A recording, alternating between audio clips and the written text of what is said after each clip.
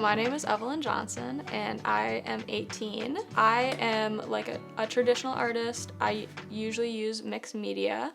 I like to use, like colored pencils, ink, markers, fabric, embroidery, all of that stuff, paper. I like to do like collages, but like a lot of the time on like pretty large scale portraits.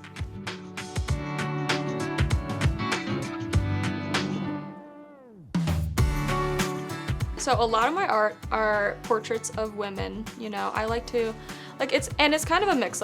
Sometimes it will be like women from my family, some that I've personally known, some that I've only heard stories about. Others will be more like women from history, or like actresses or musicians, or even like biblical figures.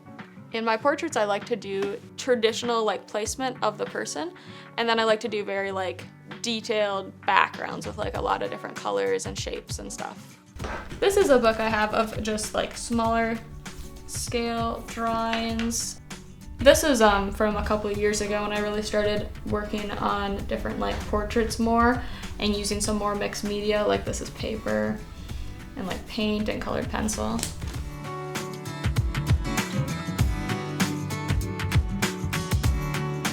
I recently finished a pretty large portrait of Rosemary Kennedy, who is the sister to John F. Kennedy. And I came across just like her story like online about how when she was a young woman, her father paid to have her receive a lobotomy because she was viewed as being too rebellious and too wild, and they were worried she was going to bring shame on their family and stuff. And she was left handicapped from that. She had to relearn how to walk. She could never like fully speak again. So this was just a picture I found of her that was before this happened. It's obviously a horrible story. And the picture really like captured how like young and happy she was. And it's just horrible to think about how completely unnecessary that was. So I wanted to, kind of honor her with my portrait and just like think about her story, reflect on it, and capture, how she looked when she was young and happy and obviously didn't deserve any of that. So this is my portrait I did of Rosemary Kennedy, John F. Kennedy's sister. I heard about her story online and stuff, just from reading something, and I thought it'd be fun to do, a portrait capturing her in that time of her life. I really tried to use a lot of different mixed media with this. I have like 3 different kinds of fabric in here. I also experimented some with like stamping on fabric and drawing on it. I have some like visible stitching and stuff as well.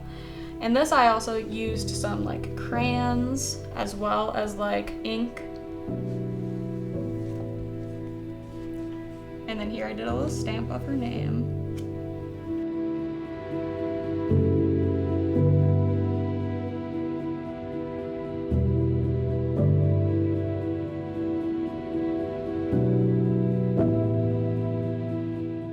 The current series I'm working on is about, my different ancestors, my different women ancestors specifically.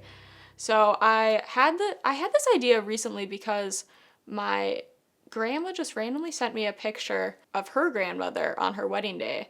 She'd seen my portrait of Rosemary Kennedy, and she was like, oh, like, I should send you some pictures of, your relatives from that era. Because, I told her that I thought, like, the hairstyles and dresses and stuff from that era, were fun to draw and stuff. Anyway, so she sent me the picture of her grandma, and I decided to, make a large-scale portrait of that. And then I really felt like inspired from that to learn more about other women from my family and make portraits of them. So I now have 2 complete. I have one I'm working on, and I know for sure I'm going to do another after that.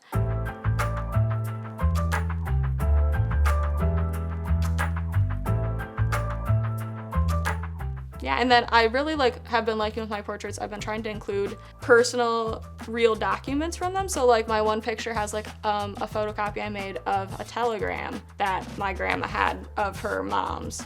So I made copies of those and have that all in the background, which I thought was a cool touch to have her handwriting in the background. And they're really sweet letters. They're when she was dating her future husband. It's just really sweet hearing about her personal life too. So this is a portrait I did of my great-great-grandma. And in the background I made like photocopies of letters she wrote and then ripped them up and put them in the back. So that's like her actual handwriting. I also have like a dress of hers that I, can fit and stuff, so that's cool. I think it's really cool to just think about the women from my family and what their lives were like. I really like the connection that this series has brought me with my grandma too, because I've asked her about, these women who she actually had the chance to get to know personally, and she's been able to tell me, about their growing up, who they married, how many kids they had, stuff like that. And then this is another picture in that series. This is my great-grandma, and this is a photocopy I made of a telegram she got sent on her wedding day. So I thought that was pretty cool. I thought, I'd never seen what a telegram looked like, and all these documents were provided to me from my grandma as she told me the stories behind them.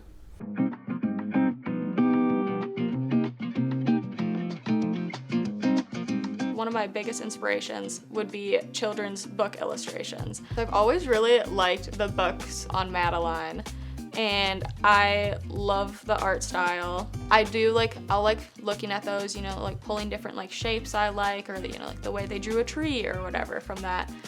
And yeah, I definitely find that style of illustration really inspiring. And I love the color palette of that book too. This piece is kind of inspired by the illustrations in the children's book Madeline. So especially the different shapes for the tree and stuff, and the different colors and little lines. I really like to do different repetitive lines and very loose lines, in my work. I think that's just a fun look. I like to do just a bunch of different colors and patterns and stuff throughout my work. Today I'm gonna work on one of my portraits in my female relative series. So I'm gonna be working on a portrait of my great-great-great-grandma.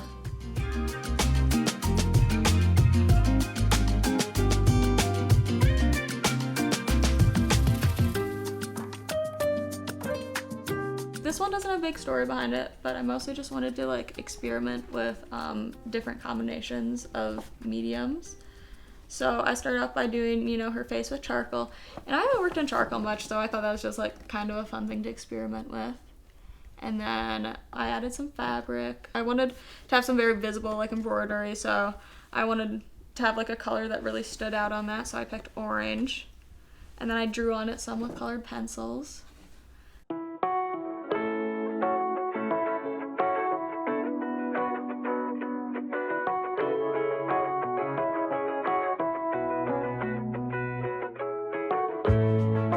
My art journey, I would say, has definitely just been throughout my entire life. As I've grown older, it's just become more and more of a central part of my life.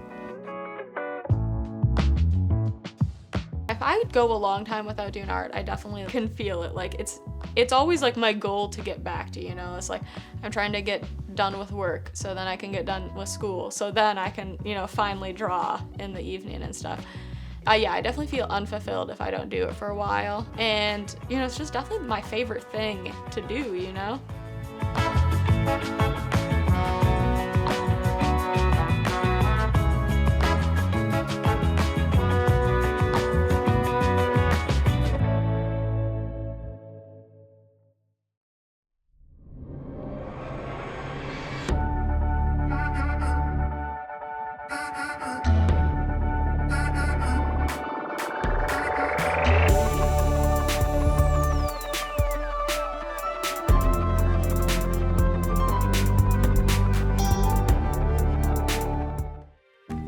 Postcards is made possible by the Minnesota Arts and Cultural Heritage Fund and the citizens of Minnesota.